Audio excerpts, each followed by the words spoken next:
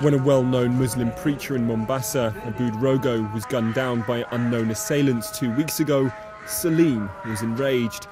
Along with hundreds of others, he took to the streets to protest. Riots ensued and 4 people were killed. Salim doesn't want to reveal his identity. People will not keep quiet. They will keep on complaining until we find out what happened. Although Mombasa is populated largely by Muslims, Christians have lived beside them peacefully for years. But during the riots, several churches were attacked. Some youths came here, a huge crowd of a number of about 60 people. They came into our church.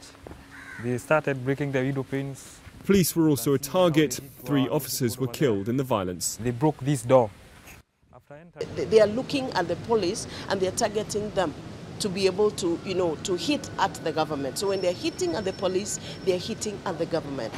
The attacks have been strongly condemned by Muslim leaders who say that although the cleric's murder was undoubtedly the spark, the lack of jobs for youths and lack of investment by central government has caused simmering resentment at the coast. The people feel completely helpless and that there's a lot of anger in them, in their government, for their laxity and inaction to address their problems. And if the situation is not arrested pretty soon, then we could see worse than what we've seen in the last few days. There are other issues too. Locals say they don't have title deeds to the land at the coast and that people from outside the region have been awarded ownership by successive governments.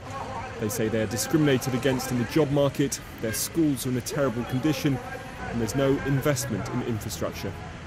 The concern for many here is that unless some of these problems are addressed, violence could return to the streets.